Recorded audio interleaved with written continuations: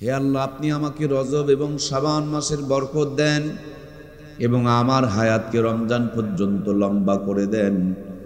নবীজির এই দোয়া অনুযায়ী রজব এবং শাবান মাস, এই দুইটা মাস হলো বরকতপূর্ণ মাস, আর পুরা রমজান মাস হলো বান্দার জন্য জান্নাতে যাওয়ার, আমল করে সহজ জান্নাতি হওয়ার একটা মাস। আমার প্রিয় ভাইয়ারা, আজ গোটা দুনিয়া ব্যাপী অশান্তির আগুন দাও দাও করে জ্বলছে। আপনারা জানেন আমেরিকাতে আল্লাহর আযাবের আগুন লেগেছে। Million million billion billion trillion trillion পানি ঢেলেও তারা কিনার করতে পারছে না। আমার প্রিয় মাতৃভূমি এই বাংলার জমিন, এক দল, চার দল, 14 দল, সেই একেবারে ব্রিটিশের স্বাধীনতা, পাকিস্তানের হাত থেকে স্বাধীনতা, এরশাদ চাচার স্বৈরাচারী থেকে স্বাধীনতা, শেষের বেলায় এসে বর্তমানে চলতেছে 2024-এর স্বাধীনতা। নতুন করে গতকাল থেকে শয়তান নিধন কর্মসূচি শুরু হয়ে গিয়েছে। প্রাণপ্রিয় ভাইয়ারা আমার, কিন্তু মূল কথা হলো জাতির চারাঙ্গুল কপালে কেন শান্তি জুটতেছে না? কারণ এই মানুষকে আল্লাহ তৈরি করেছেন, মানুষ কেমনে ভালো থাকবে মানুষের চাইতে সবচাইতে বেশি কে জানেন? আল্লাহ তাআলা ভালো জানেন। এজন্য মানুষ যেন ভালো থাকতে পারে, এই মানুষের ভালো থাকার জন্য কোরআনুল কারীম নামক কিতাবখানা দান করেছেন। তিনি কে? আমাকে যদি বলেন মুর্তজা ভাই আপনার বাসা কোন জায়গায়, আমি বলবো আমার বাসা নওগাঁয়। মূলত নওগাঁয় নয়, নওগাঁর একটা থানা যার নাম হলো ধামরহাট। সেই ধামরহাটের ইসবপুর ইউনিয়নে, সেখানে গিয়ে দেখবেন আমার বাড়ি ঘর নাই, আমার আব্বার একটা বসত বাড়ি। সেটাকেই পরিচয় হিসাবে আমি গ্রহণ করি। আমরা শুরুর পরিচয় যদি বের করি, আমাদের বাড়ি পোরশা নয়, আমাদের বাড়ি নিয়ামত নয়, আমাদের বাড়ি নওগাঁ নয়, আমাদের অরিজিনাল আদিও বাড়ি হলো আল্লাহর জান্নাতে। সুবহানাল্লাহ। আল্লাহ তাআলা আব্বাজান আদমকে বানাইলেন, আব্বাজান আদমের পিঠের মধ্যে সমস্ত রূহগুলোকে রেখে দিলেন। আল্লাহ তাআলা জিজ্ঞেস করলেন, আমি কি তোমাদের রব নয়? আমরা কিন্তু এক বাক্যে বলেছিলাম ক্বালু বালা, নিশ্চয় আপনি আমাদের রব। তাহলে আমরা জান্নাতের নাগরিক, আদমের সন্তান, দুনিয়াদারি করার জন্য দুনিয়াতে এসেছি। এই দুনিয়াদারি 60-70 বছর পাড়ি দিয়া জান্নাতের কিছু সামান নিয়ে আবার জান্নাতে ফিরে যেতে হবে, ঠিক কিনা? মাঝে মাঝে কিছু গহীন গ্রামে, একেবারে বিপজ্জনক এলাকায় আমাদের মাহফিল পড়ে, পথঘাট চেনা যায় না, রাস্তা পথ চেনা যায় না, মানুষজনকে রাতের বেলা খুঁজে পাওয়া যায় না। তখন মোবাইল ফোনে একটা লোকেশন নামক অ্যাপস আছে, ডাটা অন করে লোকেশনটা চালু করে দিলে আপনার রাস্তা দেখায়া দিবে। সামনে 3 মাথা রাস্তা যদি থাকে, 3 মাথার মধ্যে যেটা সহজ হবে সেটা সবুজ হয়ে যাবে, আর যেই 2টা সহজ হবে না ওই 2টা সবুজ হবে না। কত কিলোমিটার দূরে কয় ঘন্টার সময় লাগবে, গাড়ি কত স্পিডে চলছে, কত কিলোমিটার এলেন, কত কিলোমিটার বাকি আছে, ডান দিকের গ্রামের নাম কি, বাম দিকের গ্রামের নাম কি। আমার আল্লাহ মানুষ বানিয়েছে, আর মানুষ এখন মোবাইল ফোন বানিয়েছে, আর সেইটা সহজ করে আপনাকে আমাকে রাতের ভিতরে জঙ্গলেও রাস্তা দেখাচ্ছে। তার চাইতে বড় কারিগর হলো আমার রব।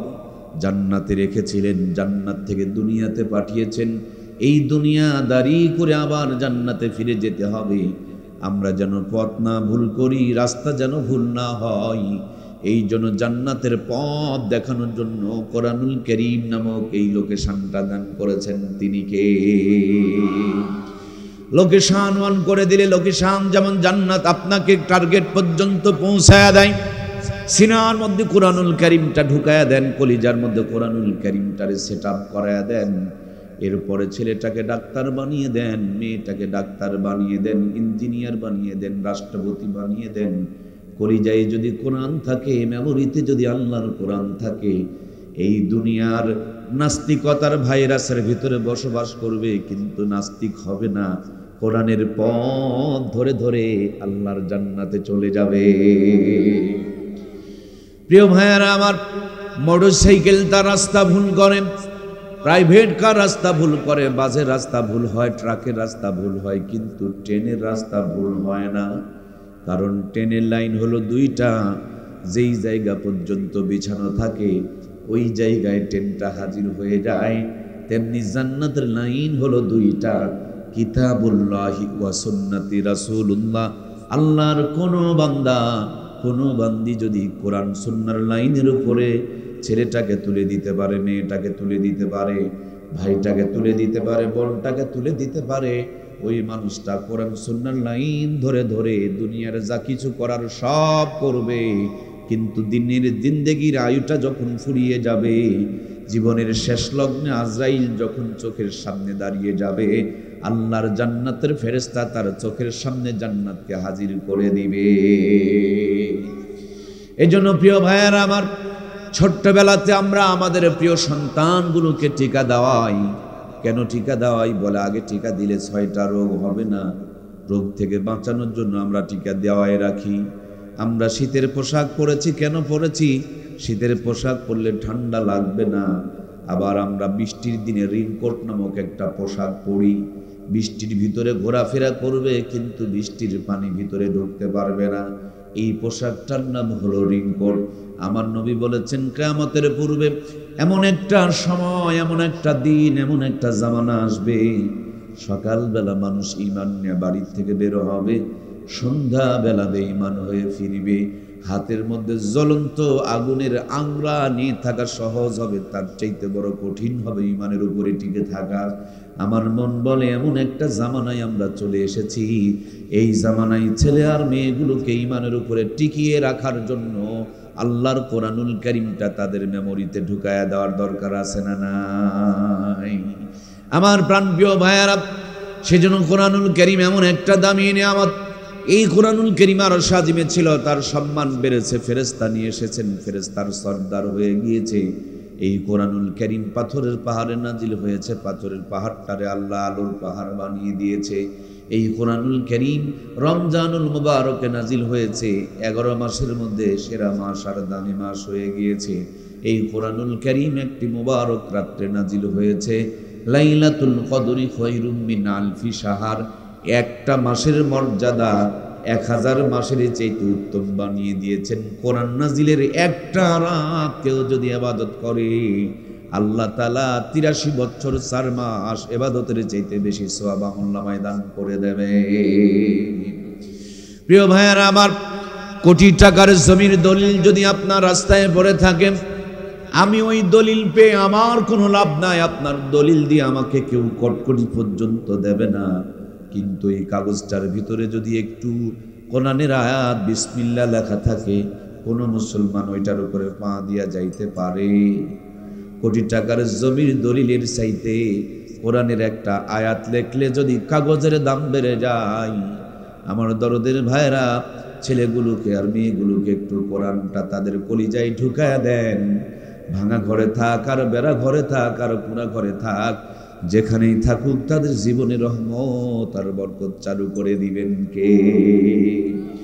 ও আমার প্রাণপ্রিয় ভাইয়ারা, আজ থেকে মাত্র 50 বছর আগে আপনার আমার এই পরশায় যেদিন পাকা রাস্তা আসে নাই, কারেন্টের আলো জ্বলে নাই, হাতে হাতে মোবাইল ফোন ছিল না, কিন্তু কোরআনের তেলাওয়াত ছিল, 5 ওয়াক্ত নামাজ ছিল, মা বোনদের কাছে পর্দা ছিল, ইসলামের বিধানগুলো ছিল। এই ইসলামের বিধান থাকার কারণে আল্লাহর রহমত আর বরকত কত বেশি ছিল। এক ঘরে মাসকালার ডালের তেলানি হতো, গোটা গ্রামটা যেন গন্ধে মোহিত হয়ে যেত। একদিন আতপ চালের বিরানি খেলে 2 দিন পর্যন্ত হাত থেকে সুগন্ধ বের হতো। আপনার আমার মূর্খ নানু আর দাদুরা বাজার থেকে 5 টাকা 6 টাকা শেয়ার ইলিশের মাছ কিনে নিয়ে বাড়িতে এসেছেন। পুকুরের ঘোলা পানি দিয়ে নানি আর দাদিরা ধৌত করে গ্যাসের চুলায় জালটা ধরিয়েছেন। লবণ থাকলে তেল নাই, তেল থাকলে আবার ঝাল দেওয়ার কথা মনে নাই। গুনগুন গুনগুন করে আগুনটা জ্বলেছে, কোরআন শরীফের তেলাওয়াত হয়েছে। একদিন যদি ইলিশ মাছ আর পান্তা ভাত খাওয়া গিয়েছে, কম করে হলো 3 দিন পর্যন্ত হাত থেকে সুগন্ধ বের হয়েছে। সেই নানি দাদিদের স্মৃতিচারণে পহেলা বৈশাখ উদযাপন করি আমরা। 6 টাকার কেজি ইলিশের মাছ 6000 টাকা দিয়ে সাগর থেকে আমদানি করে নিয়ে আসতেছি আমরা। নরমাল চুলা ভেঙে দিয়ে গ্যাসের চুলা ঢুকিয়েছি আমরা, সাধারণ মশলা বাতিল করে রাঁধুনি গুঁড়া মশলা ব্যবহার করতেছি আমরা। কত যে উন্নতি করেছেন গুণে শেষ হবে না। রান্নার পর খাবার সময় নাকে নিয়ে চেক করতে হয় ইলিশ না সিলভার কাপ, কথা বলুন ঠিক কিনা? আগে কি সুন্দর দিন কাটাইতাম আমরা, কি যুবকেরা নাই নাকি ভাই? আগে কি সুন্দর দিন কাটাইতাম আমরা, আগে কি সুন্দর দিন কাটাইতাম। ফজর যখন হইতো মুয়াজ্জিন আযান দিত, মধুর আযান শুনে বিছানা ছাড়িতাম আমরা, মধুর আযান শুনে ঘুম ছাড়িতাম। যতই থাকুক কাম আগে নামাজ পড়িতাম, হাজার থাকুক কাম আগে নামাজ পড়িতাম। নামাজ পড়িয়া কোরআন পড়িতাম আমরা, নামাজ পড়িয়া তেলাওয়াত করিতাম। আগে কি সুন্দর দিন কাটাইতাম আমরা, আগে কি সুন্দর দিন কাটাইতাম। জোরে বলুন মারহাবা। কষ্ট হচ্ছে প্রিয় ভাইয়েরা, আমার নানু আর দাদুরা অসুস্থ হয়েছেন, গাছের থেকে নিমের পাতা পেরে নিয়ে 2 গ্লাস ঢক ঢক করে রস মারছে, পায়ে হেঁটে নওগাঁ চলে গেছে, পায়ে হেঁটে রাজশাহী চলে গিয়েছে। 18টা ইকোটিকো বিট বেস চলবে না, সোজা প্লেন সাউন্ড, সাউন্ডটা যেন একটু কেমন হয়ে গেল, আগে ভালো ছিল। আমার প্রাণপ্রিয় ভাইয়েরা পায়ে হেঁটে নওগাঁ চলে গিয়েছে, পায়ে হেঁটে রাজশাহী চলে গিয়েছে। 18টা সন্তানকে নরমাল কায়দায় জন্ম দিয়েছে। একটা নানি দাদি আমার ভাইয়েরা নানু দাদুরে এখনকার মতন অসুস্থ দুর্বল খুঁজে পাওয়া যেত না। 150 বছর তারা টনটনা বেঁচে থেকেছিল। বন্ধুরা আমার, আমরা ডিজিটাল হয়েছি, উন্নতি করেছি, স্মার্ট হয়ে গিয়েছি। নানু দাদুরা 150 বছর বাঁচতেন, আমরা তো এখন 300 বছর বাঁচি। কি ও পুরুষার ভাইরা কথা বলছেন না কেন গো? ওনারা 150 বছর বাঁচতেন, আমরা তো 300 বছর বাঁচি। হ্যাঁ, 50 বছরে বেঁকা এবং চেকা। কারণটা কি? কারণ হলো একটাই, তারা ছিল কোরআনওয়ালা, আমরা হলাম মোবাইলওয়ালা। তারা ছিল নামাজওয়ালা, আমরা হলো টিভির সিরিয়াল দেখনেওয়ালা। তারা ছিল সাহাবায়ে কেরামের আদর্শওয়ালা, আমরা হইলাম নায়ক আর গায়কের জীবন চরিত্র মানুষ। আজ থেকে মাত্র 30 বছর আগে মূর্খ নানি দাদির বিয়ে হয়েছে, হাফ প্যান্ট পরা নানি দাদিকে নানু দাদুরা বিয়ে করেছে। তখনকার জামানার নগদ 500 টাকা পণ দিয়ে বিয়ে করেছে। যেই জামানার 500 টাকা দিয়া 5 বিঘা জমি কিনে পাওয়া গেছে। 5 বিঘা জমির মূল্য দিয়া যেই নানি দাদির বিয়ে করা হলো, ওই নানি দাদির পেটে 12টা 18টা 15টা সন্তান জন্মগ্রহণ করলো। একটা নানি দাদিকেও কষায়খানা নিয়ে পেট চিরে বাচ্চা বের করা দরকার পড়লো। সব কটা সন্তানকে বুকের দুধ খাওয়ায় লালন পালন করলো। কোটার দুধ তো ছিলই না, গাভীর দুধের দরকার পড়তো না, বাচ্চার দুধ খেয়ে শেষ করতে পারতো না। এখন ডিজিটাল স্মার্ট জামানা, 18 বছর আগে বিয়ে দেওয়া যাবে না। কিন্তু গত পরশু দিনের ঘটনা, ঢাকার একজন 11 বছরের ছোট্ট মেয়ে মোবাইলে টিকটক দেখতে দেখতে প্রেমে পড়ে গেছে, নওগাঁর ইজ্জত মেরে দিয়েছে। মাকে হাসপাতালে না নিয়া ক্যান্সারে আক্রান্ত মার চিকিৎসা বাদ দিয়া প্রেমের টানে নওগাঁয় চলে এসেছে। সাংবাদিকেরা জিজ্ঞেস করে, তুমি এখানে এসেছো কেন? সে বলে, ভাল লাগে না। কি লাগে না? ভাল লাগে না।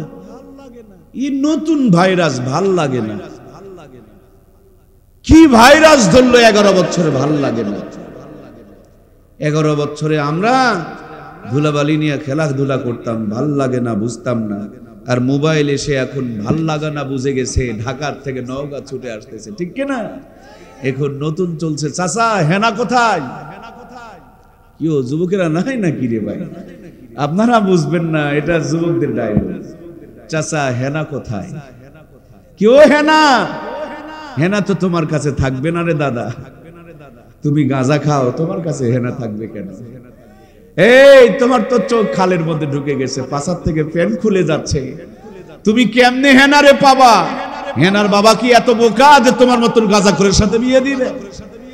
কয়েকদিন আগে থেকে চলছে, হেনা কোথায়, হেনা কোথায়, হাই রে ভাইরাল হইছে গো। আজকেই সম্ভবত দেখলাম এক ভাতিজা গিয়া তার চাচারে কইছে, চাচা হেনা কোথায়? চাচার ধরছে রাগ, একবার মেরে ফেলে দিয়েছে। প্রিয় ভাইয়েরা আমার, সামনে তো আসতেছে 14ই ফেব্রুয়ারি। কি যুবকেরা নাই নাকি গো? 14ই ফেব্রুয়ারি বিশ্ব বেহায়া দিবস, কুত্তা দিবস, লুচ্চা দিবস, জেনা দিবস, গুনাহ দিবস। আজ জাতিকে ওই জেনার পথে, পাপের পথে, গুনার পথে আপনার আমার যুব সমাজকে ঢোকানোর জন্য ইহুদি খ্রিস্টানদের চক্রান্ত আছে না? না, ভূতের 100% মদ, আর উপরে লেবেলটা যদি লাগায় দেয় মধু, মদের বোতলে মধুর লেবেল লাগাইলে মদগুলো তো মধু হয়ে যায়। প্রিয় ভাইয়ার আমার, ভিতরে যদি আমি রাখি 20 এই জামের মৌসুম চলছে, মাশাআল্লাহ, আল্লাহ তাআলা বর্ষা এবং সাপাহারকে আমের জন্য কবুল করেছে। গোটা বাংলাদেশ আমের জন্য বিখ্যাত অর্জন করেছে। আল্লাহ আমার প্রিয় নওগাঁর প্রতি তার আরো নিয়ামত দান করুক, জোরে বলি আমিন। এই যে আমের গাছে বিষ দিতেছেন আপনারা, বিষ পানিতে ঢালার সঙ্গে সঙ্গে দুধের মতো সাদা হয়ে যায়, দেখেছেন ভাইয়েরা? এখন ওই সাদা বিষগুলো যদি বোতলের মধ্যে ঢোকায় নেই, আর উপরে যদি একটা মধুর লেবেল লাগায়া দেই, বলুন তো দেখি, ভিতরে বিষ আর উপরে যদি লেবেল লাগানো হয় মধুর, বিষগুলো তো মধু হয়ে যায়? কখনো হবে না।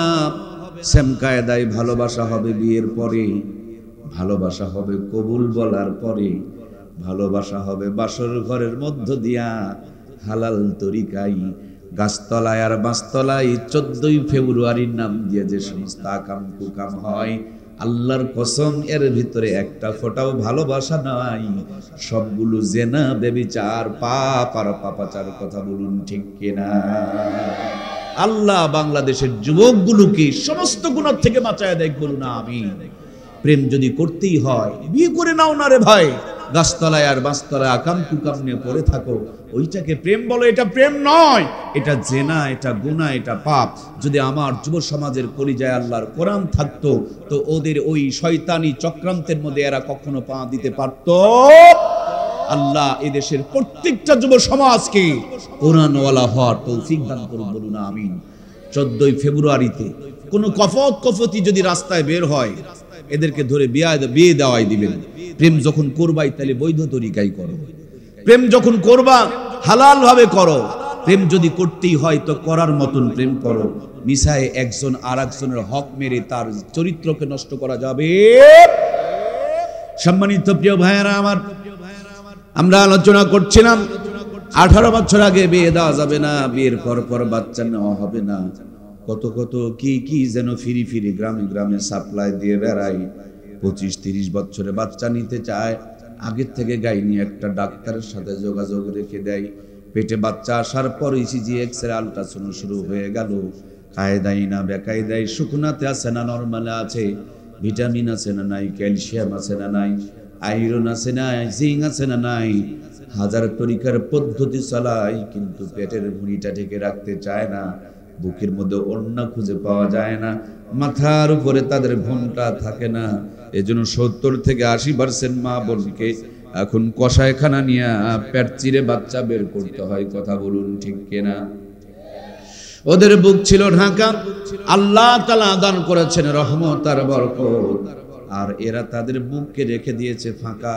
এই জন্য শুরু হয়েছে আযাব আর গজব, স্তন ক্যান্সার চালু হয়ে গিয়েছে। কথা বলুন ঠিক কিনা?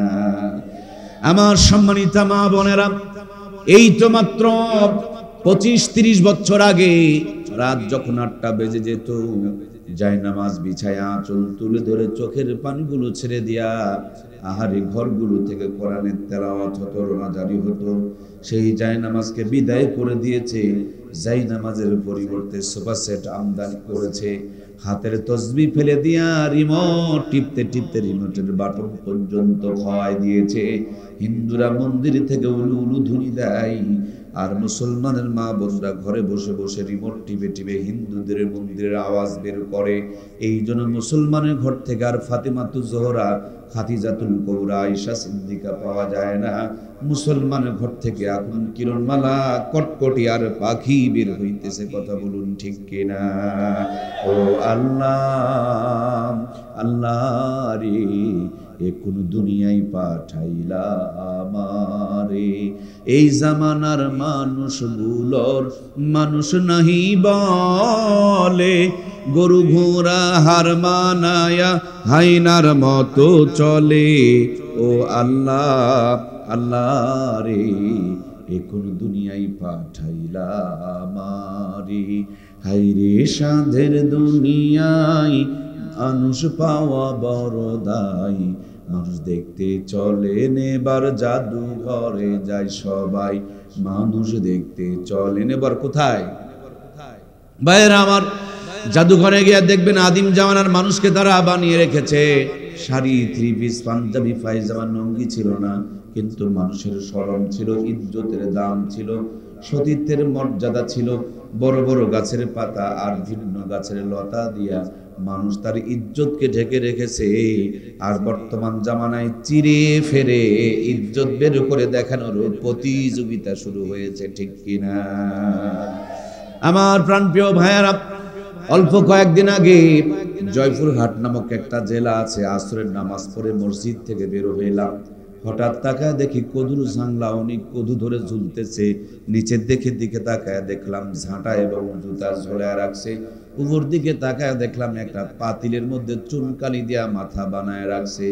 সাথে একজন ছোট ভাই ছিল, তারে জিজ্ঞেস করলাম, কি গো, কদুর জাংলায় কদু ঝরেছে, এ তো ভালো কথা, কিন্তু ঝাঁটার জুতা ঝুলানো কেন? সে বলছে, ভাইজান, সব মানুষের নজর ভালো নয়, কিছু কিছু মানুষের নজর খারাপ। সরাসরি যদি কদুর উপরে পড়ে তাইলে কদু নাকি পচে যাবে, খসে যাবে। কথা কি বোঝা যায়? নওগাঁ জেলা মাতাজিহাট এলাকা, তরমুজের জমিতে একটা বুশ বানায়া পাঁচার মধ্যে বাঁশ দিয়া, মাথায় পাতিল দিয়া, গলায় জুতার মালা ঝুলায় রাখছে। আমি এক চাচারে জিজ্ঞেস করলাম, এইভাবে কেন বুশকে শাস্তি দিয়েছে? চাচা বলে, বুশকে শাস্তি দেওয়া হয় নাই বাটা, কিছু কিছু মানুষের নজর এত খারাপ, ডাইরেক্ট যদি নজরটা তরমুজের উপরে পড়ে তরমুজ নাকি পচে যাবে, খসে যাবে।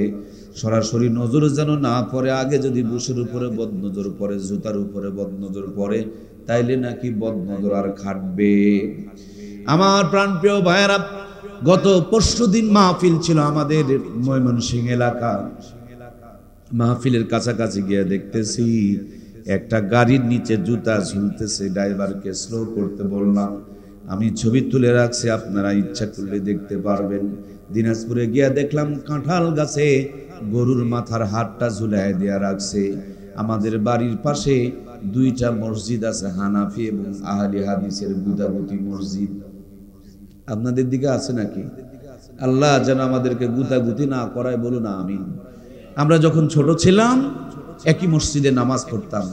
আমি আহলে হাদিসের সন্তান, আমার পরিবার মানে আমি ওয়ারিস সূত্রে একজন আহলে হাদিস।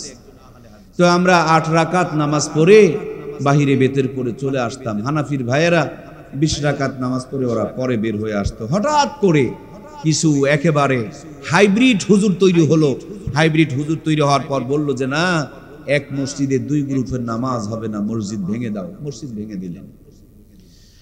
কয়েকদিন পরে তারা মাদ্রাসা ভাঙলো। অল্প কিছুদিন পর ঈদের মাঠ ভেঙেছে। আমার আব্বা ছোটবেলাতে মারা গিয়েছে, মা অল্প দিন আগে মারা গিয়েছে। এরা এমন ভাঙছে, শেষের বেলা কবরটা গিয়া ভেঙে ফেলছে। বলে বেঁচে থাকলে যদি মারামারি করে না জানি কবরেও লেগে যাইতে পারে। নাউজুবিল্লাহ বলবেন না ভাইয়ের আমার? তাহলে আমার আম্মাকে যেখানে মাটি দেওয়া হয়েছে, আব্বাকে সেখানে মাটি দিতে পারি নাই। অথচ আমার আল্লাহ তাআলা আমাকে 14 বার পবিত্র হজে নিয়েছেন, শতাধিকবার উমরা করিয়েছেন। একটু বক্তৃতা থেকে ফিরি হলেই আমি আল্লাহর ঘরে গিয়ে পড়ে থাকি। আমার রবের ঘরে দেখেছি কেউ বুকে হাত বেঁধে নামাজ পড়ে, কেউ নাভিতে হাত বেঁধে নামাজ পড়ে, কেউ বাবার হাত ছেড়ে দেন, নামাজ পড়ে, কেউ দরলিন বলে, কেউ জল্লিন বলে, কেউ জোরে আমিন বলে, ধীরে আমিন বলে। এই নিয়ে কেউ মারামারি করে না। বাংলার জমিনে এগলুনকে নিয়ে যারা বাড়াবাড়ি করে, বুঝতে হবে এটা ছাগলের 3 নম্বর বাচ্চা, ওর ঘাড়ে শয়তান চড়েছে। কথা বলেন ঠিক কিনা? আমরা বলি আহলে হাদিস মসজিদ। আগো ভাই, ইসলামে নতুন কিছু বানালে যদি বেদাত হয়, নবী জামানায় মসজিদের সামনে তো আহলে হাদিস মসজিদ লেখা ছিল। কথা বলেন না কেন গো? ও তখন ছিল না, তুমি বানালে সেটা জায়েজ আছে, আর মানুষ বানালে জায়েজ নাই। বলে ইমাম আবু হানিফাকে মানা যাবে না। আমার ব্যক্তিগত রিসার্চ, আমাদের কিছু আহলে হাদিসের ভাই আব্দুর রাজ্জাক বিন ইউসুফ সাহেবকে যেই পরিমাণ মানি, হানাফির লোকজন ইমাম আবু হানিফাকে সেই পরিমাণ মানে না। আপনি বলবেন আব্দুর রাজ্জাক বিন ইউসুফকে কে মানে? ওনার আলো কোরআন সুন্নাহর আলোকে কথার মানে। তো ওদের কাছে জান, ওরাও তো একই কথাই বলে ভাই। দিন শেষে কথা হলো একটা, গুতাগুতি না করে একে অপরকে বুকে টেনে নেই, ভালোবাসা বিলিয়ে দেই। আমার ভিতরে ভালো কিছু যদি থাকে সে গ্রহণ করবে, কিন্তু গুতাগুতি করলে পাবনাতে মারামারি লাগছে হানাফি আর আহলে হাদিসে। এক যুবক সামনে পড়ছে, ওকে জিজ্ঞেস করে, এই তুমি দল্লিন না জল্লিন? সে বলে, ভাই আমারে মেরো না, আমি নামাজি পড়ি। প্রাণপ্রিয় ভাইয়েরা আমার, আমরা গুতাগুতি করব না ইনশাআল্লাহ। বলেন না ইনশাআল্লাহ। আমার আল্লাহ তাআলার কোরআনের আয়াত, ওয়াতাসিমু বিহাবলিল্লাহি জামিআ ওয়া লা তাফাররাকু, পরস্পর বিচ্ছিন্ন না হয়ে আমি আল্লাহ রুজুকে শক্ত করে ধরো। ঘোষণাটা কার? বাংলার জমিনে কোনো হুজুর দায়িত্ব নিবে না যে আমি গুতাগুতি লাগাই, আমি দলাদলি লাগাই, আমি গ্রুপিং তৈরি করি। কিন্তু কেউ যদি না করে, তাইলে এই কাজগুলো করে কে? সুতরাং আমাদের মাঝেই বহুত হুজুর আছে যারা জাতির ঐক্য তৈরি করতে পারে না, জাতির মধ্যে বিভেদ তৈরি করে। কথা বলুন ঠিক কিনা? সময় এসেছে প্রিয় মুসলমান ভাইয়েরা, বাংলাদেশে মুসলমানকে ঐক্যবদ্ধ হতে হবে, না হলে আমাদের অস্তিত্ব থাকবে না। দেখুন না, দীর্ঘদিনের স্বৈরাচার চলে গিয়েছে, এর মধ্যেই আমাদের আরো কিছু ভাইয়েরা বলছে যে ওরা তো মাহফিল করার জন্য অনুমতি দিত, আমরা অনুমতিও দিব না। প্রাণপ্রিয় ভাইয়েরা আমার, এজন্য আপনাদের খেদমতে মূল আলোচনা যেটা আমি করছিলাম, যা করেন যেটা করেন, দিন শেষে ছেলে মেয়েগুলোকে কোরআনওয়ালা বানান। এরা সব যেই পথেই থাকুক না কেন, কোনোদিন ইসলামের বিপক্ষে যাবে না। ঠিক কিনা? যেই মাটির উপরে বসে আছেন, এই মাটিগুলো দিয়ে রাস্তা বানান, ধুলা হয়ে যাবে। এগুলো দিয়া পানির ভিতরে কোনো কাজ করেন, দেখবেন কাদা হয়ে যাবে। এগুলো দিয়া যদি চুলা তৈরি করেন, চুলাতে সারা জীবন আগুন জ্বলবে, চুলার মাটিও পানিতে ফেলে দিলে গলে যাবে।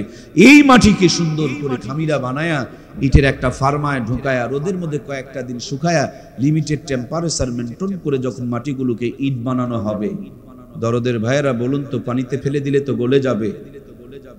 কি ও পুরসার ভাইয়েরা, একটু কথা বললে কি খুবই গুনাহ হবে রে ভাই? ইটের ভাটার থেকে বের করার পর ইটগুলো পানিতে ফেলে দিলে গলে যায় না আরো শক্ত হয়? একই মাটি, চুলাতেও আগুন জ্বলে, ভাটাতেও জ্বলে। ভাটার মাটি ফেলে দিলে শক্ত হয়, চুলার মাটি পানিতে ফেলে দিলে গলে যায়। এর জন্য আমি বলবো, ছেলে মেয়ে, ডাক্তার, মাস্টার, ইঞ্জিনিয়ার, প্রফেসর সব হবে, সবার আগে কোরআনের ফারমায়া দিয়া ইমানদার বানায় নিতে হবে। ইমানদার হয়ে গেছে, এটাকে ইঞ্জিনিয়ার বানাও। ইমানদার হয়ে গিয়েছে, এটাকে এমপি বানাও। ইমানদার হয়ে গিয়েছে, এটাকে চেয়ারম্যান বানাও। গম্বল চুরি করবে না, গমের বস্তায় শীত মারবে না। কথা বলুন ঠিক কিনা?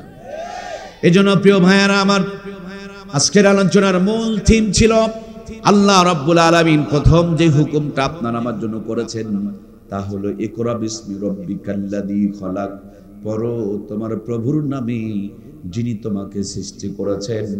এটা 1 নম্বরের ফরজ, এটা প্রথম ফরজ, এটা গোড়ার ফরজ, এটাই সবচেয়ে বড় ফরজ। এই শিক্ষাটা যদি মুসলমান অর্জন করতে পারত, আজকে বাংলার জমিনে আলেমদের এত রক্ত ঝরতো না, ইসলামের জন্য যুদ্ধ জিহাদ করা লাগতো না। কথা বলুন ঠিক কিনা? আমার প্রাণপ্রিয় ভাইয়েরা, এর জন্য মূল কথায় ফিরে আসিও মুসলমান। এই কোরআনুল কারীম থেকে নিয়া এত দামি নিয়ামত পৃথিবীতে আর কোনোটা নাই। আমাকে যদি বলেন মুর্তজা ভাই, এই যে সুন্দর সুন্দর কথাগুলো বলতেছেন, এই কথাগুলো পেয়েছেন কোথায়, অর্জন করেছেন কোথায়, শিখেছেন কোথা থেকে? আমি বলবো হাটহাজারী মাদ্রাসায় আমার হযরতের কাছে পড়েছি, আহমদ শফি সাহেবের কাছে পড়েছি। আল্লাহ জান্নাতের নূর দিয়া তার কবরকে ভরপুর করে দেখ, জুড়ে বলি আমিন। আমার হুজুরকে যদি বলেন আপনি কোথায় পড়েছেন, তিনি বলবেন দেওবন্দে পড়েছি। দেওবন্দওয়ালাকে যদি বলেন আপনি কই পড়েছেন, তিনারা বলবেন মদিনায় পড়েছি। মদিনাওয়ালাকে যদি বলেন আপনারা কই পড়েছেন, তিনারা বলবেন সাহাবায়ে কেরামের কাছে পেয়েছি। সাহাবায়ে কেরামদেরকে যদি বলেন আপনারা কোথায় পেয়েছেন, তারা বলবেন আবু বকর, ওমর অথবা হযরত আলী রাদিয়াল্লাহু তাআলা আনহুম তাদের কাছে পেয়েছি। তাদেরকে যদি বলেন আপনারা কই পেলেন, তিনারা বলবেন মুহাম্মাদুর রাসূলুল্লাহ। সকলে একটু জবান খুলে বলুন না সাল্লাল্লাহু আলাইহি ওয়াসাল্লামের কাছে পেয়েছি। আমার নবীকে যদি বলেন নবী গো এই কোরআনুল কারীম আপনি কোথায় পেলেন, আল্লাহর হাবিব বলবেন আমি 40 বছর পর্যন্ত মক্কার মানুষগুলোকে শান্তি দেওয়ার চেষ্টা করেছি, কিন্তু যখন পেরে উঠি নাই তখন জাবালে নূরে হেরা গুহার মধ্যে বসে বসে ধ্যান করছিলাম। জিবরিল আমিন আমার কাছে কোরআনুল কারীম দিয়ে গিয়েছেন। যেমনি কোরআন পেয়েছি মক্কার জমিনের পরিবর্তন শুরু হয়ে গেছে। আল্লাহর হাবিব বলেন আমি জিবরাইল আমিনের কাছে পেয়েছি। জিবরাইল আমিনকে যদি বলেন আপনি কই পেয়েছেন, জিবরাইল আমিন বলবেন আমি আরশ আজিমে পেয়েছি। আরশ আজিমকে যদি বলেন আপনি কই পেয়েছেন, আরশ আজিম বলবেন আমি রব্বুল ইজ্জাত ওয়াল জালাল ওয়াল কারাম তার কাছে পেয়েছি। তার মানে এক মাথার মধ্যে আপনার নুরানি, আপনার কোরআনি, আপনার এই মাদ্রাসার বাচ্চাটা পড়বে, আর একটা মাথা হুজুরের মাধ্যম দিয়া আপনাদের পরশা দারুল হেদায়া মাদ্রাসা দিয়া, বগুড়া জামিল হইয়া, হাটহাজারি হইয়া, দারুল উলুম দেওবন্দ হইয়া, মদিনা দিয়া, জাবালে নূর দিয়া, আরশ আজিম দিয়া আমার আল্লাহ তাআলার কুদরত পর্যন্ত পৌঁছে গিয়েছে। এই জন্য প্রিয় ভাইয়েরা আমাদের সন্তানগুলোকে কোরআনের পথে তুলে দেব তো ইনশাআল্লাহ। আল্লাহ তুমি আমাদেরকে কোরআনের বিপক্ষের মানুষ বানায়ও না, জোরে বলি আমিন। আল্লাহ আমাদেরকে কোরআনের মুহিব্বিন বানায় দাও, কোরআনের নূরে আমাদের দুনিয়া আখিরাতকে আলোকিত বানায় দাও, আরো জোরে বলি আমিন। সম্মানিত প্রাণপ্রিয় ভাইয়েরা, আমার এত কথা শোনার পর তারপরও আপনারা আপনাদের ছেলে মেয়েকে মাদ্রাসায় পড়াবেন না। আমি এটাও জানি কেন পড়াবেন না। মনে মনে ভেবেছেন মাদ্রাসায় পড়ালে মনে হয় ভাত পাবে না। আমি চ্যালেঞ্জ করে বলবো মাদ্রাসায় ভালো করে পড়ায় দেখেন, ভাত খাওয়া লাগবে না, সারা জীবন বিরিয়ানি খাওয়ার ব্যবস্থা করে দিবেন কে? এখানে গোটা গরু জবাই হয়েছিল, সারাদিন ধরে অনেক মেহমানদারি চলেছিল, কিন্তু আমরা একমাত্র মেহমান যাদেরকে কেন্দ্র করে এই আয়োজন। কি ঠিক কি না আমার ভাইয়েরা? আমাদেরকে যে আপ্যায়নটা করা হয়েছে এটা অন্তর থেকে, হৃদয় থেকে আপ্যায়ন করা হয়েছে। আমার প্রাণপ্রিয় ভাইয়েরা খুব খেয়াল করে দেখবেন, ছোট্ট একটা গ্রামেও যদি একজন ইমাম ইমামতি করে, আল্লাহর কোরআনের পক্ষে থাকার কারণে কত রহমত তার উপরে আসে। খেয়াল করে দেখেন, 30 দিন 30 বাড়িতে 30 রকম হাতে 30 রকম স্বাদে। একটা গরিব মানুষের বাড়িতেও যদি রান্না হয়, কিছু না পেলেও ডবল করে ডিম ভাজি বানাই, এত মজা করে বানাই, ওই ডিম ভাজি দিয়াও 3 প্লেট বসানো যায়। কথা বলেন না ঠিক কিনা? বিশ্বাস যদি না হয়, পুরা নওগাঁ জেলার যত বড় বড় সুদখোর, ঘুষখোর, জুয়াচোর, হারামখোর আছে সবগুলোকে দাওয়াত দিয়ে হাজির করেন, এক লাইনে বসায়া দিয়া খাবার পরিবেশন করেন। ইমাম, মুয়াজ্জিন, মুফতি, মুহাদ্দিসদেরকে আর এক লাইনে বসায়া দিয়ে খাবার পরিবেশন করেন। হারামখোরেরা হাফ প্লেট নিয়ে নাড়াচাড়া করবে, হুজুরের দল চোখের পলকে 3 প্লেট মারবে। কি কথা কন না কেন রে ভাই? হুজুরের সমপরিমাণ হারামখোরেরা খেতে পারবে? খাওয়ার পর যদি বলেন হুজুর আম্মা তো পায়েস রান্না করছে, আবার দেখবেন হাফ কেজি 3 দেখছে। সুবহানাল্লাহ বলেন। বৈকাল বেলা নিতপুর বাজারে গিয়া আপনি যদি বলেন হুজুর পুরা মুরগি আর তন্দুর রুটি, আবার 4 পিস।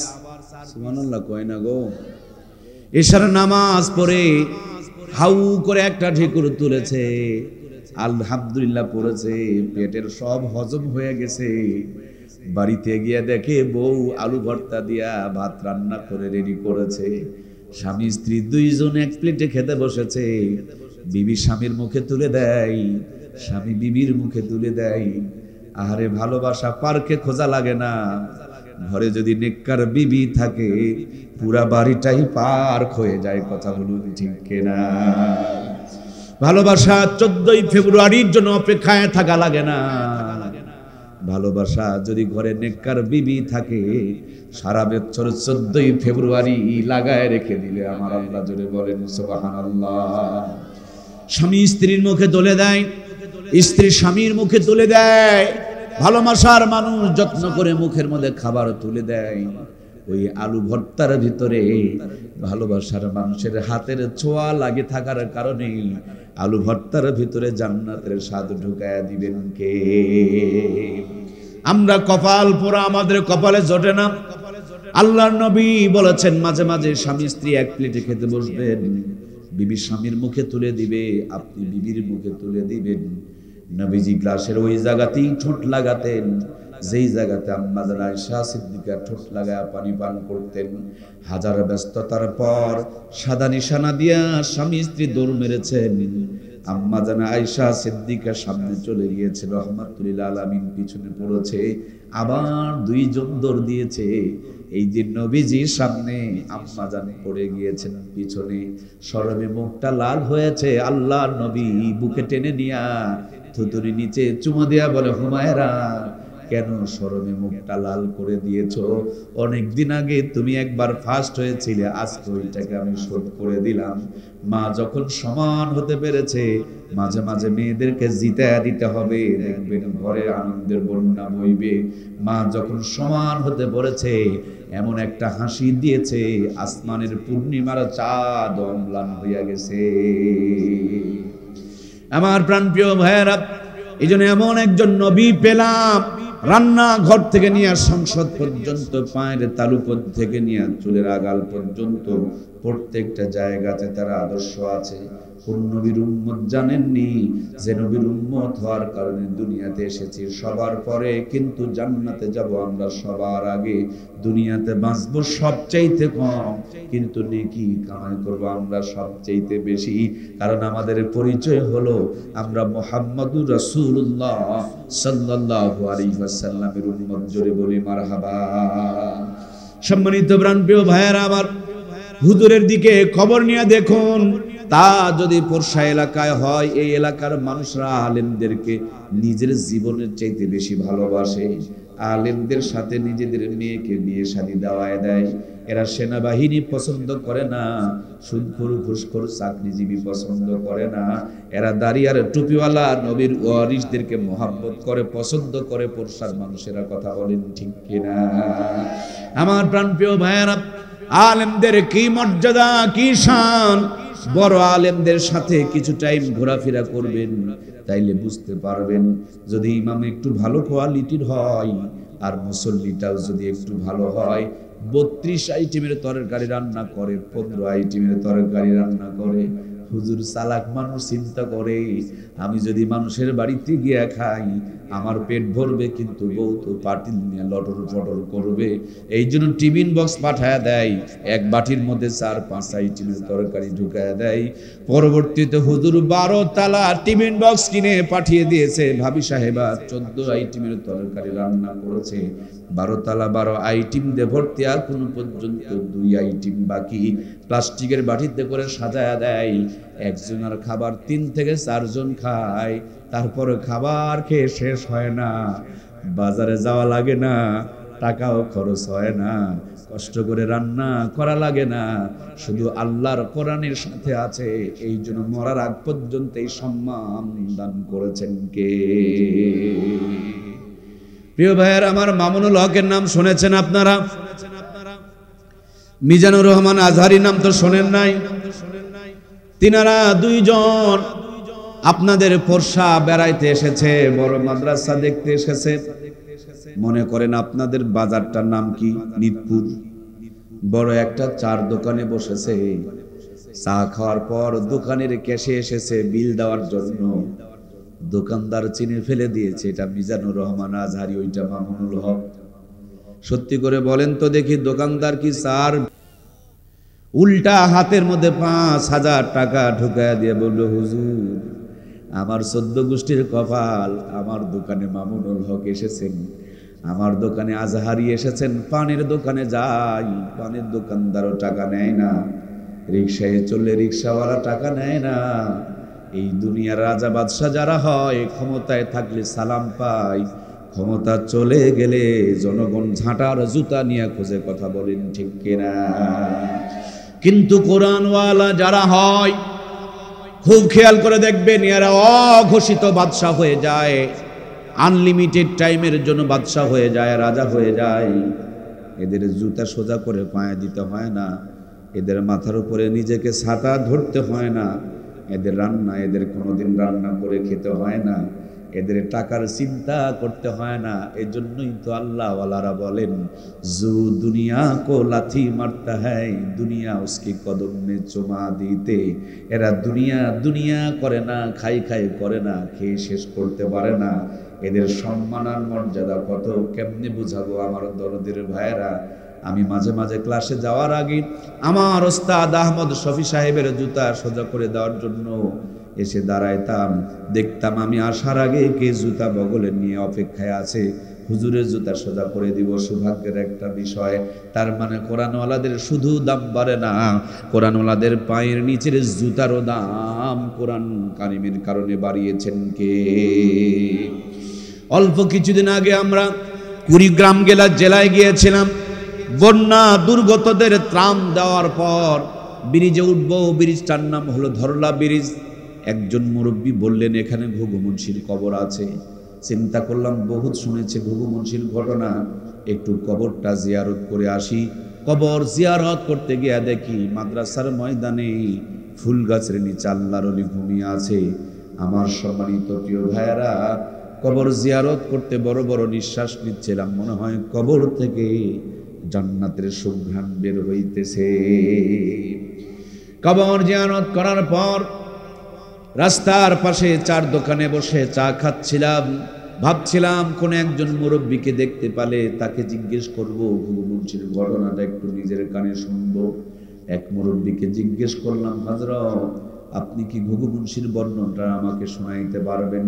উনি বললেন, কেন পারবো না, আমাদের এলাকার মানুষ ঘুঘু মুন্সি ওনার নাম নয়, ওনার নাম হলো মাওলানা বশির উদ্দিন। এই মাওলানা বশির উদ্দিন তিনি চরমনার মুরিদ ছিলেন। যখন কোরআন তেলাওয়াত করতেন তখন মাথাটাকে নড়াচড়া করতেন আর তেলাওয়াত করতেন। এই জন্য বন্ধু বান্ধবেরা তাকে মহাব্বত করে ঘুঘু মুন্সি বলে ডাকতেন। ঘুঘু মুন্সি ইন্তিকাল করেছে, নদীর কিনারে তার কবর দেওয়া হয়েছে। 32 বছর পর নদীর ভাঙনে যখন কবরটা ভেঙে গিয়েছে, আর রাখালেরা খবর দিলে কবর থেকে লাশটা তোলার পর মুখের থেকে কাফনের কাপড় সরায়া দেখা যায় 32 বছর পূর্বেকার ঘুঘু মুন্সির একটা পশম পর্যন্ত নষ্ট হয় না। দক্ষিণ অঞ্চলে একটা জেলা, নাম তার ভোলা। একটা ঘাট আছে, এই ঘাটটার নাম হলো ইলিশা ঘাট। 16 বছর আগে একজন হাফেজে কোরআনকে কবর দেওয়া হয়েছিল। রাস্তার সংস্কার করতে গিয়ে কবরটা খনন করে গিয়েছে। কবর খুঁড়তে গিয়ে দেখে 16 বছর পূর্বেকার হাফেজে কোরআনের লাশের একটা পশম পর্যন্ত নষ্ট হয় না। অল্প কয়েকদিন আগে পাকিস্তানে এক পুরাতন কবরস্থান খুঁড়তে গিয়া পাশের কবরে চোট লেগে গিয়েছে। এটা একজন হাফেজে কোরআনের প্রায় 50 বছর পূর্বেকার একটা কবর। আঙ্গুলে যেমনি চোট লেগেছে, ফিনকি দিয়া রক্তগুলো টপ টপ করে জমিনে পড়তেছে। কোরআনওয়ালারা যদিও মরে যায়, কিন্তু কোরআনুল কারীম মাথার সামনে দাঁড়ায় যায়। কিয়ামত পর্যন্ত আল্লাহর কোরআন সামনে দাঁড়ায়া দাঁড়ায়া তাদেরকে জান্নাতের ঘুমটা পাড়ায়া দেয়।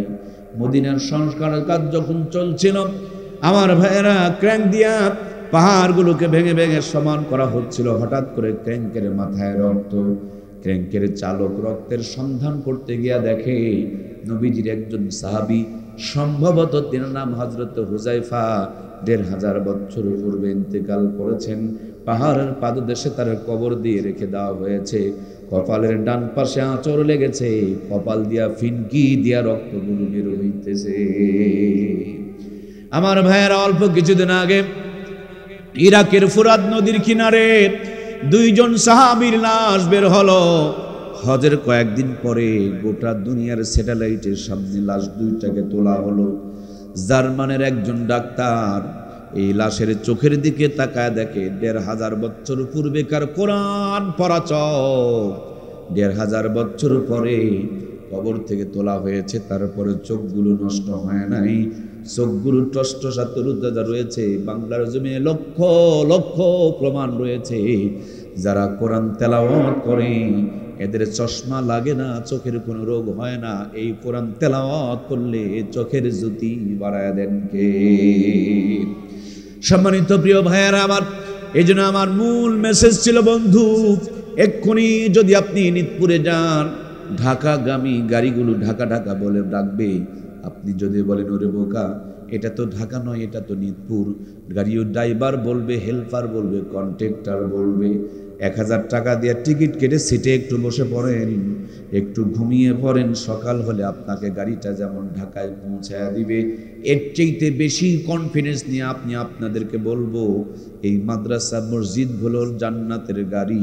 দুনিয়ার কোনো মানুষ যদি ৬০ থেকে ৭০ বছর মাদ্রাসা মসজিদের সাথে নিজের জীবনটাকে সম্পৃক্ত রাখতে পারে, কিয়ামতের দিন হযরত ইসরাফিল আলাইহিস সালাম যখন সিংহায় ফুৎকার দিবে, বড় বড় পাথর আর পাহাড়গুলো আসমানের মধ্যে উড়বে, মাদ্রাসা মসজিদগুলো ধ্বংস হবে না। এরা বলবে, আল্লাহ আমাদের যারা বানিয়েছিল তাদেরকে আমাদের বুকের মধ্যে দাও, এদেরকে জান্নাতে পৌঁছায় দিব, তারপরে ধ্বংস হব। তার মানে এই মাদ্রাসা মসজিদ আপনাকে আমাকে জান্নাত পর্যন্ত পৌঁছায় দিবে। এই দুনিয়াতে মানুষ হলো দুই প্রকার, একটা মানুষ হলো নরমাল, এদেরকে ঢাকা যেতে হলে নিতপুরে গিয়া গাড়িতে চড়তে হয়। আর একটা মানুষ হলো ভিআইপি, এদের গাড়ির সামনে বাড়ির গেটের সামনে গাড়ি এসে দাঁড়ায় থাকে। আর একজন মানুষ হলো ভিআইপি, এদের বাড়ির সামনে হেলিপ্যাড থাকে, হেলিকপ্টার তাদেরকে এক জায়গা থেকে আর এক জায়গায় পৌঁছায় দেয়। কোরআন তেলাওয়াত যারা করে, কোরআন যাদের সিনার ভিতরে, এই মানুষগুলো তেমনি আমার আল্লাহর কাছে ভিআইপির মর্যাদাওয়ালা মানুষ। এদের মিজান হাসর ফুলসিরাতের চিন্তা করা লাগবে না। আল্লাহর কোরআন বুকের মধ্যে নিয়ে একটা টান দিয়া তাদেরকে জান্নাতের গেটে পৌঁছায়া দিবে। জান্নাতের গেটে নামায় দেওয়া মাত্র একজন ঘোষক ঘোষণা করে বলবে, ইকরা ওয়ারাতিল কামা কুনতা তুরাতিল ফিদ দুনিয়া। ও আল্লাহর জান্নাতের বান্দা বান্দি, যেইভাবে দুনিয়াতে তোমরা কোরআন থেকে তেলাওয়াত করেছিলে, একটা একটা করে আয়াত পড়ো আর এক এক তালা বিশিষ্ট জান্নাত অর্জন করো। আমি স্কুলের বিরুদ্ধে কোনোদিন কথা বলি না, কিন্তু আমি মাদ্রাসার পক্ষে কথা বলি। এখন স্কুলে যা পড়ায় মাদ্রাসাতেও কিন্তু বাংলা ইংরেজি একই পড়ায়, কোনো পার্থক্য নাই। কিন্তু স্কুল শুধু দিনে পড়ায়, মাদ্রাসাগুলোর খবর নিয়ে দেখেন এরা দিনেও পড়ায়, রাতেও পড়ায়, ভোরেও পড়ায়। কথা বলুন ঠিক কিনা? স্কুলওয়ালারা দুনিয়ারটা পড়ায়, মাদ্রাসাওয়ালারা দুনিয়ারটাও পড়ায়, আখিরাতেরটাও পড়ায়। মাহফিল শেষ হওয়ার পর আমাদের অঞ্চলগুলোতে তাবারক দেওয়ার ব্যবস্থা নাই, কিন্তু কিছু কিছু অঞ্চলে তাবারক দেওয়ার ব্যবস্থা রয়েছে। মনে করেন এই গেট দিয়ে যারা বাড়াবে তাদেরকে 1 প্যাকেট করে তাবারক দেওয়া হবে, এই গেট দিয়ে যারা বাড়াবে তাদেরকে 3 প্যাকেট করে তাবারক দেওয়া হবে। সবাই দেখবেন 3 প্যাকেটের লাইন ধরবে, 1 প্যাকেটের লাইনে কাউকে খুঁজে পাওয়া যাবে না। আমার প্রিয় ভাইয়েরা, আমার এই ঘটনার উদ্দেশ্য হলো, এই দুনিয়ার মধ্যে যদি স্কুলের মধ্যে বাচ্চাটাকে দেন, এরা তো খালি দুনিয়া পাবে, মাদ্রাসায় দিলে দুনিয়াও পাবে, আখেরাতও পাবে। স্কুলে যদি দেন শুধু দিনের বেলা পাবে, মাদ্রাসায় দিলে দিনেও পাবে, রাতেও পাবে, ভোরেও পাবে। আমাদের সন্তানগুলোকে আগে মাদ্রাসায় দেওয়ার দরকার আছে না নাই? আগে ইট বানান, এরপরে যা খুশি তাই বানান। আমার কথা কি বোঝা গেছে ভাই? আর তুই এর চাইতে দামি ওয়াজ হয় না, এর চাইতে দামি ওয়াজ পৃথিবীতে হয়? কোন দামি ওয়াজ থেকে ওয়াজ হয় না। সামনে রমজান চলে আসতেছে, বারবার আসা হয় না। একটা রোজাও যেন আমাদের বাদ না পড়ে, আমরা চেষ্টা করব ইনশাআল্লাহ। রোজা শুধু রোজা না, রোজা হলো আপনার সুস্থ থাকার জন্য আল্লাহর পক্ষ থেকে দারুণ একটা নিয়ামত। সুবহানাল্লাহ বলেন। আমি আমার গাড়িটা কেনার আগে একটা মোটরসাইকেল চালাইতাম, লাল মোটরসাইকেল, নিচের দিকে ছিদ্র হয়ে গেছে। মেকারের কাছে নিয়ে গেছি, ঝালাই করে দিয়ে বলছে, হুজুর খালি ট্যাঙ্কি ফুল করলে হবে না, মাঝে মাঝে ট্যাঙ্কি ওয়াশ করবেন, নিচে ময়লা গাদ থাকে, এগুলো সাফ করে ফেলে দিবেন, তাইলে আর আপনার ট্যাঙ্কিটা নষ্ট হবে না। আমার প্রিয় ভাইয়েরা, আমাদের 3.5 হাত বডিতে এই যে মাঝখানে ট্যাঙ্কিটা আছে, খালি ফুল করলে হবে না, 11 মাস ফুল করো, রমজান মাসে একবেলা অফ করে দিয়া 11 মাসের ময়লাগুলোকে সাফ করো। সুবহানাল্লাহ বলবেন না? আমি কয়টা আম গাছ লাগাইছি, হাই রে আমাদের দিকে আম গাছের পোকা। দোকানদারের কাছে গেলাম, কয় গাছের গোড়ায় দানা বিষ দেওয়া লাগবে। আমি দোকানদারে কইলাম, কি গো ভাই, আপনার কি মাথা সমস্যা নাকি? পোকা লাগছে আমার গাছের মাথায় আর বিষ দিতে কয় গাছের। এই জন্য আমি কইলাম, আপনার কি মাথা খারাপ? উনি হাসি দিয়া কয়, হুজুর আমার মাথা খারাপ না, আসলে গাছের গোড়ায় বিষ দিলে মাথা পর্যন্ত কাজ হয়। 6 মাস আগে দিলে 6 মাস পরেও অ্যাকশন থেকে যায়। সেই গাছের আমগুলো যে আমরা খাই, আমাদের বডি থেকে বিষ ঢোকে নাই রে ভাই। কি গো, কথা বলছেন না কেন রে ভাই? কয়েকদিন আগে দেখলাম, কষ্ট হচ্ছে না তো? আবার কলা কলা এই পানিতে চুবাচ্ছে আর তুলতেছে, চুবাচ্ছে আর তুলতেছে। কি গো, কি রে, দুধের মধ্যে কলা চুবাই কেন? পরবর্তীতে আমার সাথে ছোট ভাইরা বলছে, হুজুর এটা দুধ না, এটা এমন মাল ডুবায় কাঁচা, তুলতে হয়ে যায় পাকা। জয়পুরহাটে নওগাঁতে লোড দেয় কাঁচা, ঢাকা যেতে হয়ে যায় পাকা। এই মাল সেই মাল। এই জন্য কলাওয়ালা সারাদিন কলা বিক্রি করে, জিন্দগিতে একটা কলা খায় না। নাতি নাতনি কলা কলা বলে মরে গেলেও কলা খেতে দেয় না, জানে এগুলো খেলে ক্যান্সারও হতে পারে। সারাদিন কলা বিক্রি করে উনি কিনতেছে আপেল, আর আপেলওয়ালা জানে যে আপেল পাড়ার আগে একবার মারছে, জমিনে বিছা আর একবার মারছে, প্যাকেটিং করে আর একবার মারছে, দোকানের সাথে আবার ফিস ফিস করে মারছে। আমি না বুঝলেও তো আমার পোষার ভাইয়েরা বুঝবেন, আমিও কিন্তু মাঝে মাঝে মারি। প্রিয় ভাইয়েরা আমার, সারাদিন আপেল বিক্রি করে উনি কিনেন কলা, আর কলাওয়ালা কয় না কলাওয়ালা। আমরা ভালো মানুষ, আমরা কলাতেও মারি না, আপেলেও মারি না। বেগুন লাগাইছি, পোকা। দোকানদারকে গিয়া বললাম কি করা যায়? দোকানদার বাজারে সবচেয়ে কড়া বিষটা দিয়ে দেয়। এই কড়া বিষ যদি বেগুনে প্রয়োগ করা হয়, বেগুনের উপরে পরে ভিতরের পোকা মরে, লেখা আছে 1 সপ্তাহ আগে খাওয়া যাবে না। সকাল বিকালবেলা বিষ স্প্রে করে, সকালবেলা বেগুন তুলে বাজারে হাজির করে। সুন্দর বেগুন দেখে চাকরিজীবী কিনে নিয়ে যায়, বউকে বলে সব বাদ দিয়ে এটাকে ভর্তা বানায় দাও। একবারে বৈকালবেলা স্প্রে করা হলো, সকাল 7টার মধ্যে বিষগুলো পেটের মধ্যে ঢুকে পড়লো। কথা বলুন ঠিক কিনা? গাছের গোড়ায় দানা বিষ দিলে মাথায় যদি কাজ হয়, 6 মাস পরে দিলেও, 6 মাস আগে দিলেও পরে যদি অ্যাকশন থেকে যায়, এই যে বিষ, ফরমালিন, এগুলো আমরা খাচ্ছি, আমাদের বডিতে এগুলো কি ঢুকে থাকে না ভাই? এর জন্য চোখের পাওয়ার কমে যায়, দাঁত নড়বড় হয়ে যায়, আপনার আমার মাথার চুলগুলো পেকে যায়। আমাদের মুরব্বীরাই ফরমালিন খেত না, 150 বছর টনটনা ছিল। কথা বলেন ঠিক কিনা? প্রিয় ভাইয়েরা আমার, 11 মাসে পেটের মধ্যে যে ময়লা ঢুকেছে, ব্যাকটেরিয়া ঢুকেছে, ফরমালিন ঢুকেছে, বিষ ঢুকেছে, আল্লাহ তাআলা রোজার 1 মাসে পেটগুলোকে সাফ করার জন্য, রোজা শুধু ইবাদত নয়, একটা বেলা খাবারের সুখান দিয়া দিয়া আপনার আমার শরীরে জমে থাকা বিষ আর ফরমালিন গুলোকে রিমুভ করে দেয়।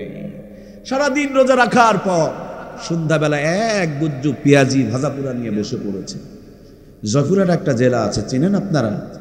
পাঁচবিবি নামক একটা থানা আছে, ওখানে একটা দোকান পাওয়া গেছে, ভাজাপুরার দোকান। দোকানের বয়স 45 বছর, কড়াইয়ের বয়স 45 বছর, তেলের বয়সও, পোষার ভাইরা হিসাব জানেন না? এই যে তেলের বয়সও বলে টান মারলাম, মানে তেলের বয়সও, তেল কমে আর ঢালে, কমে আর ঢালে, কোনোদিন তেল শেষ হয় না। সারাদিন রোজা রাখার পর ওই 45 বছরের মুরব্বী তেল দিয়া ভাজা পেঁয়াজি যদি খান, কথা বলেন, পেট থেকে বের কইলেন এতটুকু, আর ভাজা পুরা নিয়ে ঢুকায় দিলেন এতগুলো।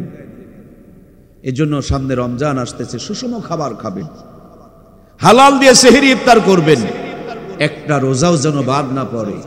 রোজা শুধু জাহান্নাম থেকে বাঁচায় না, রোজা শুধু ইবাদত না, রোজা হলো আপনার আমার পেট পরিষ্কার করার জন্য আল্লাহর পক্ষে দারুণ এক নিয়ামত। সুবহানাল্লাহ বলে। এজন্য প্রিয় ভাইয়েরা, সামনে রোজা আসতেছে, আমরা কি প্রস্তুতি নিব না? রোজার আগের দিন না আজকের ফজর থেকে? আজকেরই ফজর থেকে ইনশাআল্লাহ বলেন। ভাই আমার, ও ভাই আমার, আরমান ভাই কি যে মহাব্বত করেন, এই লোকটার বরে পারি নাই। আলহামদুলিল্লাহ আমি অন্য অন্য এলাকায়, দূর দূরান্ত এলাকায় খুব জনপ্রিয়তা আলহামদুলিল্লাহ আপনাদের দোয়ায়। ভাইয়ের মহাব্বতে আল্লাহ তাবারক তাআলা নিয়ে আসছেন আলহামদুলিল্লাহ সুম্মা আলহামদুলিল্লাহ। আমি শেষ বেলা অল্প সময়ের ভিতরে শুধু দুটি কথা বলতে চাই। একটু নামাজটা ধরেন না রে ভাই, একদিন নামাজ আপনাকে ধরবে। যেদিন নামাজ আপনাকে ধরবে, আসরের আজান দিলে কেউ আর আপনাকে চার দোকানে আটকাইতে পারবে, বুঝবে নামাজ আপনাকে ধরেছে। আগে নামাজ ধরুন, একদিন নামাজও আপনাকে ধরবে। যেদিন নামাজ আপনাকে ধরবে, ফজরের আজান দিলে বিছানাতে কেউ আর আটকাইতে পারবে?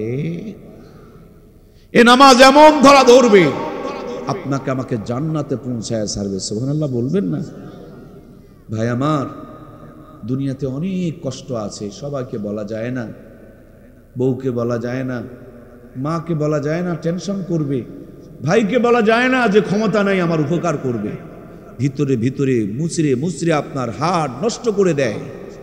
একটা দরজা আছে, একটা জায়গা আছে, একজন মালিক আছে, তার কাছে মনের সব কথা বলা যায়। তিনি কে?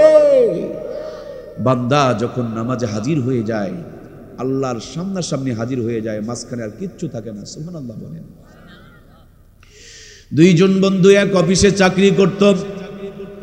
হঠাৎ একটা বিপদ ঘটেছে।